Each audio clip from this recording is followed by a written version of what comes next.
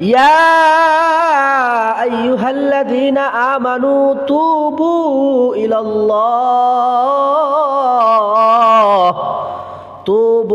ইলাল্লাহি তাওবাতান নাসুহা।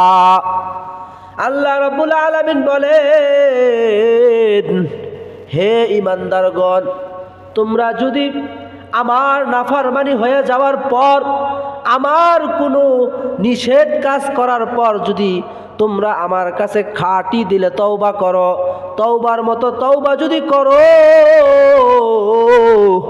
আমি আল্লাহ রাব্বুল আলামিন তোমাদের সারা জিন্দেগীর সমস্ত গুনাহ খাতাগুলোকে মাফ করিয়া দিব।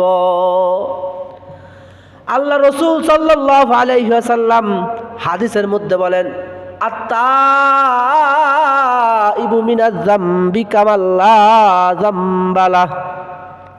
যদি কোনো বান্দা খাঁটি দিলে তওবা করে, আল্লাহ রাব্বুল আলামিনের কাছে তওবার মতো তওবা করে, আল্লাহ রাব্বুল আলামিন ওই তওবাকারী বান্দাকে এরকমভাবে নিষ্পাপ মাসুম বানিয়ে দেন, যেরকমভাবে দুনিয়ার জমিনের মধ্যে একজন নবগত সন্তান, যে সন্তানটা আজকে একটু আগে দুনিয়ার জমিনে ভূমিষ্ঠ হইল, ওই সন্তানটার যেমন কোনো গুনাহ নাই, নিষ্পাপ মাসুম, আল্লাহ রাব্বুল আলামিন ওই তওবাকারী বান্দাকে এরকমভাবে নিষ্পাপ মাসুম বানায়া দেন।